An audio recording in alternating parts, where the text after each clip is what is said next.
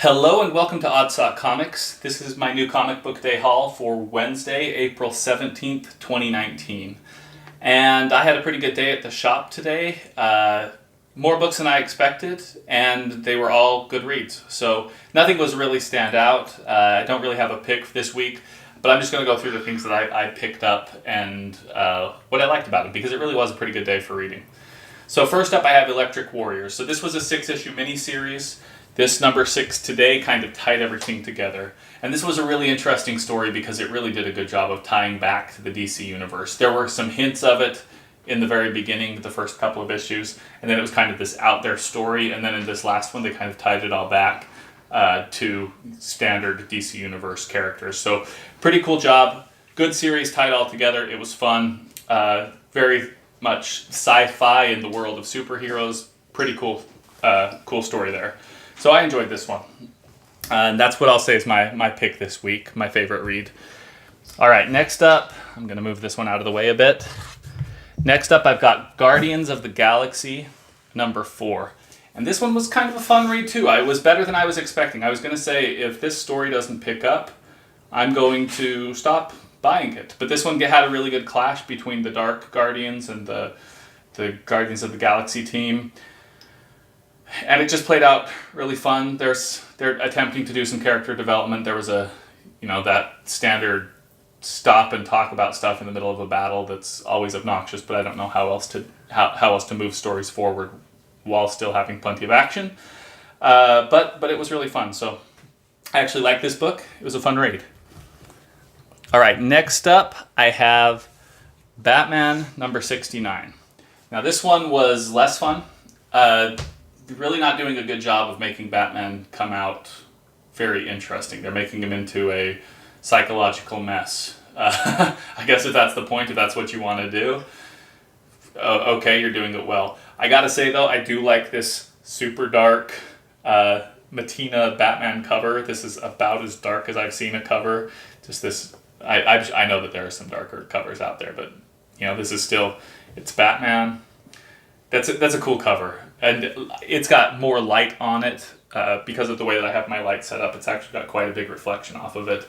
When it's just sitting there on the wall next to colorful books, this one really looks like a black hole. Really cool cover.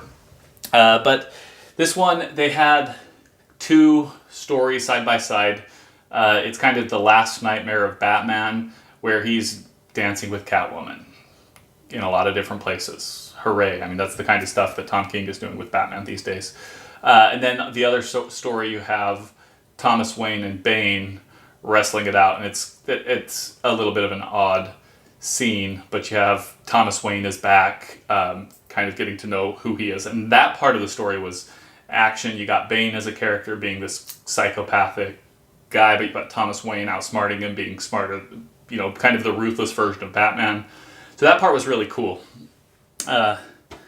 So half of the story was great. Half the story was interesting, action-packed. The other story was psychological character development that makes Batman seem like he has mental issues. So not what I'm looking for from Batman, but oh well. We'll just set that aside and hope that it all comes around for something more interesting soon. All right, I'll go with one more Marvel book here before I get to Independence. I did pick up Major X number 2, and this one also was surprisingly better than I expected. So first of all, I don't remember if Liefeld did the art in the first one, but the art's better in this one. I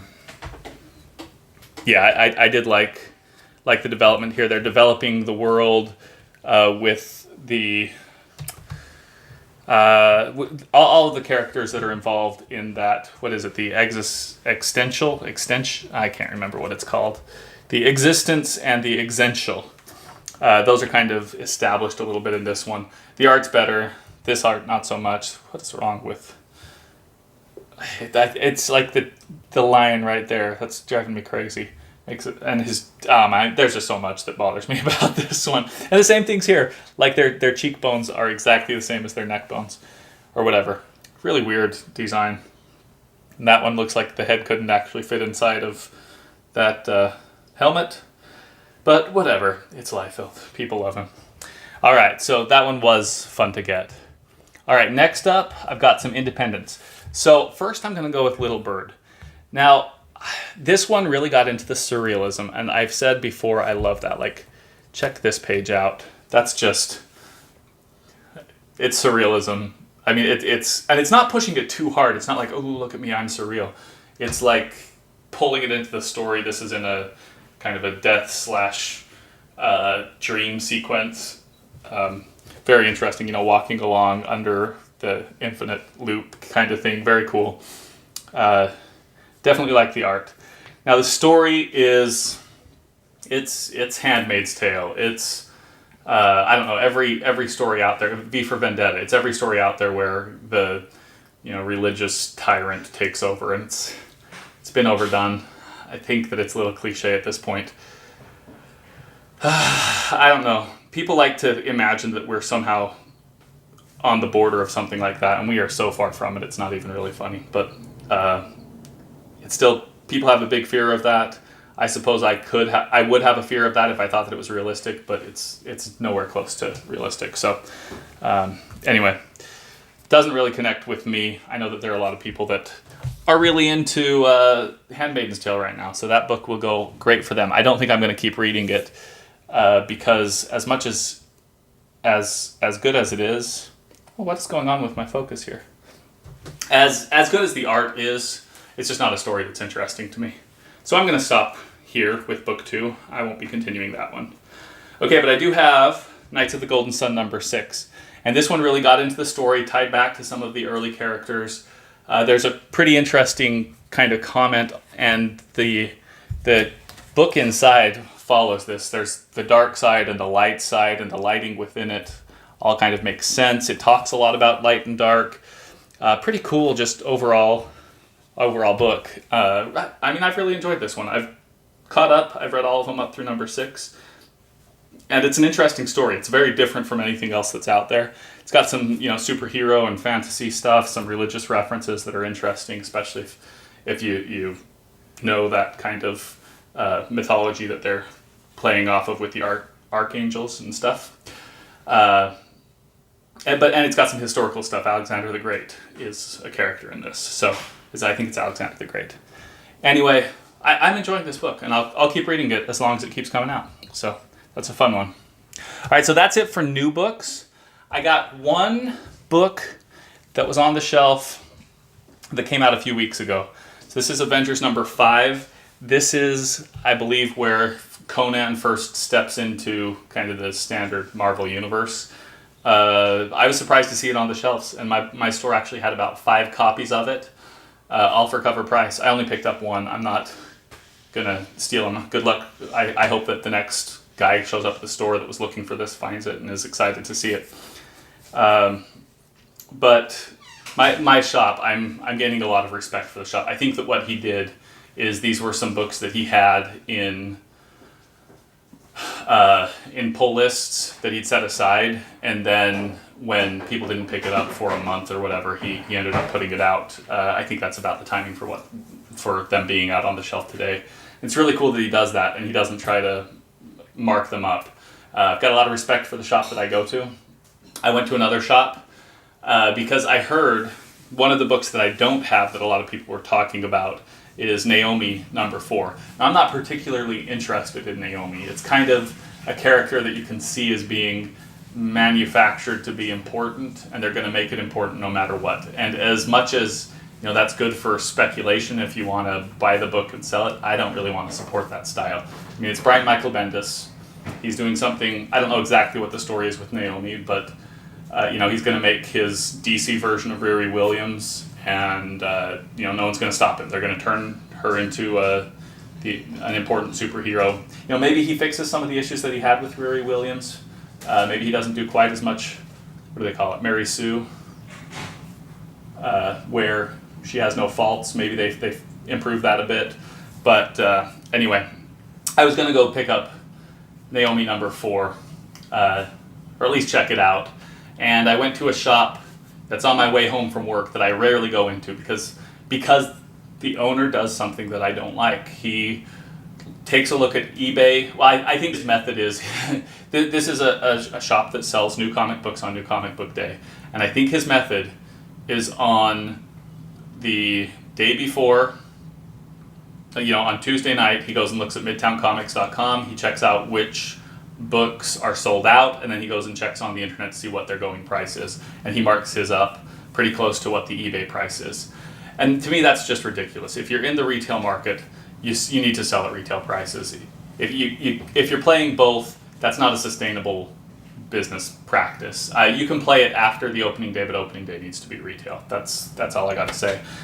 These guys that try to play both markets, it's like in my world, I sell direct and I sell through distributors in my personal job, and if I sell to somebody through a distributor, I don't go after that customer directly ever. That would break down my relationship with my distributors, and it would ruin it. They wouldn't work with me anymore. And so that's the same way that I treat this shop. They're playing the secondary market and the retail market. Okay, I'm not going to give them either of those, or maybe I'll just give them. I'm not going to go on the secondary market. If I buy it, I'm going to buy it on eBay. So that's just my view of it. I don't want them to play in both markets. I don't want them to, be competing with the secondary market. They need to sell them at retail price. So that's my spiel on local comic shops, and some of them that do this wrong. I think they probably make a little bit of money off of it, but I don't think that it's worth it. I think they're losing customers. The shop that I go to every week does not do that. He's fantastic. He marks his incentives up a little bit, but usually less than the, I can't remember what they're called, the ratio number. So like he'll do, I think he doesn't quite have a setup. It's not like a rule. I think he does a little bit of looking into it, but he'll do like a 10-to-1. He'll put it in a bag and sell it for $6.99, and a 25-to-1 he'll sell for like $9.99 or something like that. And they'll go up from there. A 50-to-1 might be 25, but he gets extra money off of those, which is good for him. That's what the purpose of the incentives is. But he's always doing it. He puts them on the shelf, and it's really cool. I like what he does. So anyway, that's my spiel on local comic shops. I did pick this one up at that shop. Glad to give that guy my money, and I skipped out, walked into the other store, found out that they were listing Naomi 4. This is where I've been rambling, I'm sorry. But this other shop had Naomi 4 marked up for, I think, $12.99 on Wednesday, the first day it's out. It's up on a shelf behind everything, so you can't even pick it up. You have to go in, ask for it. I was like, no way, I'm not buying anything here. I walked out. Okay, so I got a couple of back issues as well. And let me start with this one. So this is Thor number 344. And I picked this up because I've been reading Thor. So I've been reading Thor God of Thunder, and after the God Bomb section, then he goes after Malekith. And I think that starts the whole Realm War thing that's currently going on. So this is a sequence that's been going on for a couple of years. And I'm just catching up. But Malekith is an interesting bad guy. And from what I understand, 344 is the first appearance of Malekith. And I pulled this open, looked at it. Malekith's definitely there. It's definitely the same character that's the current Malekith. So this was an interesting one. I mostly picked it up on a whim. I do think it's an interesting character. I'll stick it away. If it becomes something interesting, great. If it doesn't, that's fine. It'll just be one more book that's, kind of $10 book hiding in my collection somewhere. That's fine. All right, but then I've got two other books that are more important. So first I'm going to pull out the list. So this is my 2019 comic book goals, and I got 2 books off of this list this week. So first up, I gave in. And I know that my goal was to find Grimm Fairy Tales Wonderland number 25. My goal was to find this in the wild. I did not. I was not able to find it in the wild. I went to, over the last couple of months, I went to 6 different comic shops in my home state, besides my local ones. So this was in like road trips. I went to 6 different comic shops. I went to 2 shops in Wisconsin. I went to 2 shops in Philadelphia. I went to 2 shops in New Jersey. I've been to a ton of different shops over the last couple of months. And in each shop, I went looking for this cover. And I found cover B, cover C, cover D, cover E, all these different variants, but I never found Wonderland 25 cover A. I finally gave up when I was coming home from the last spot, which was Milwaukee. Came home from Milwaukee. I hit up 2 shops there, one of them that had a whole bunch of back issues, and the guy was fantastic there. That's actually where I bought my contest book that I'll show in just a minute. But the guy was fantastic there, but he didn't have it. He had a lot of other Wonderland copies, but not 25A. So I gave in, and I picked it up. But I bought Grimm Fairy Tales Presents Wonderland number 25A. I think I paid, I want to say, $11, including shipping. So I went slightly over my $10 mark, which is what I wanted to pay if I found it in the wild. I figured that I could get it basically at any time for around $10 on eBay. So this is the second to last Art Germ cover. The last one is right here, Justice League Power Rangers. And that one is super hard to find. I did put an offer for one that's on eBay. It was not accepted. I'm still kind of hoping that something pops up. Keep my eye out for that one. I'm heading up to New Jersey, to New York in a couple of weeks, and there's a chance that I can get to Jetpack Comics, which I think is where this originally came from. They've said they don't have any in stock, but I still think that I'll just show up there and I don't know. They might. Probably not, but they might. But we'll see. And then I've got one last book, Savage She-Hulk #1. So that is my number 4 on this list. And I paid $50.50 for this book delivered. It's in really good condition. I was really happy with it. And it looked, well, I think I'm glad that I got it when I did, because it looked like the price was starting to spike. But you can see most of the corners look fantastic. There's not a lot of bend in it. It's pretty centered. The staples are in good shape. The one thing that's going to hurt it is this corner is dented pretty hard. But so I think just one little bit that's damaged on there. But other than that, it's a really good looking book. It definitely presents well, which is what I'm really looking for these books. I'm probably never going to grade these things. They're going to sit in Mylars. I'm going to pull them out and just so that I have something to talk about. So this one's a great one for me to have. I'm very happy with the condition. So it is April 17th, and I have 4 of my 10 already done, so I'm all caught up. If my goal is to have 1 a month, I'm doing pretty darn well on that.